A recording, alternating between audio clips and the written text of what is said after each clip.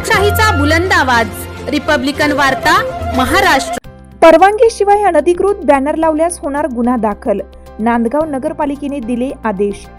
उच्च न्यायालयाची जनहित याचिका 155 संदर्भात नाशिक जिल्ह्यातील नांदगाव नगरपालिकेचे मुख्याधिकारी शमाकांत जाधव यांची माहिती। बुधवार दिनांक 29 जानेवारी 2025 रोजी नांदगाव पोलीस स्टेशन येथे नांदगाव नगर परिषद मुख्याधिकारी श्री रमाकांत जाधव व नांदगाव पोलीस स्टेशनचे पोलीस निरीक्षक प्रीतम चौधरी यांच्या अध्यक्षतेखाली नांदगाव शहरातील अनधिकृत बॅनर व होर्डिंग संदर्भात बैठक आयोजित केली होती। यावेळी माननीय उच्च न्यायालयाने जनहित याचिका 155 संदर्भात दिलेल्या आदेशानुसार नगर परिषदेने केलेल्या मानक कार्यवाहीबाबत सर्वांना अवगत करण्यात आले। यानुसार पुढे सर्व बॅनरची ऑनलाईन परवानगी घेणे, त्यावर QR कोड छापणे व सदरील बॅनर ठरवून दिलेल्या जागेस लावण्याबाबत कळवण्यात आलं। यापुढे अनधिकृत अथवा विना परवानगी बॅनर्स लावल्यास दंडनीय कारवाई व गुन्हे दाखल करण्यात येतील, असे सूचित करण्यात आले। यावेळी सार्वजनिक बांधकाम अभियंता श्री राहुल सोळके, नगर परिषद प्रशासकीय अधिकारी राहुल कुटे, कर निरीक्षक प्रमोद पवार, दीपक वाघमारे, दत्ता सोनवणे तसेच इतर सर्व राजकीय पक्षाचे अध्यक्ष, पत्रकार बांधव, बॅनर व्यावसायिक आज पोलीस निरीक्षक व मनमाड नगर नांदगाव नगरपालिकेमार्फत 155 EIL 2021च्या कारवाईबाबत पोलीस स्टेशन व नांदगाव नगरपालिकेवर संयुक्त बैठक झाली।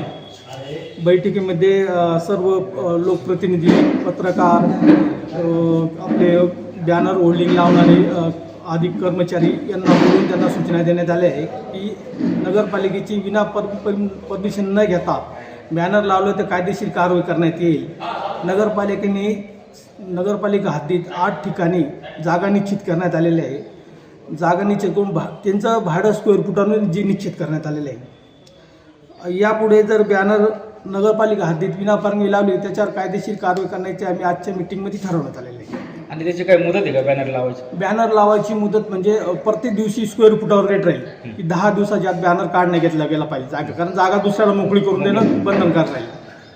कमीत कमी 10 दिवसाची परमिशन नगरपालिका देईल, मग कमीत जास्तीत जास्त 3 दिवसाचे 2 दिवसाचे घेऊ शकतो, कारण आपण बरेच वाढदिवसाचे 10 दिवस लावतात, मौतीचे 3 दिवसात लावतात, दसकरी विधीचे 3 दिवस लावतात। अशा पद्धतीने आम्ही नियोजन केलेलं आहे। नगरपालिकेने सगळे लोकप्रतिनिधी व पत्रकारांनी नगरपालिकेला मदत करावी। सदरचा पैसा जो जमा होणार आहे नगरपालिकेकडे, त्यासाठी आम्ही नगरपालिका हद्दीत जे मोकाट जनावर आहे ते पकडण्याचं निविदा प्रक्रिया केलेली आहे आणि ते पैसे जमा होतील, उत्पन्न तयार होईल, त्याच्यातून आम्ही गोशाळा जे जनावर पकडतील ते गोशाळेला देणार आहे। सर, बॅनर लावायचे कोणते ठिकाण असतील? बॅनर लावायचे रिपब्लिकन वार्तासाठी नांदगाव प्रतिनिधी मुक्ताराम बागुल, नाशिक।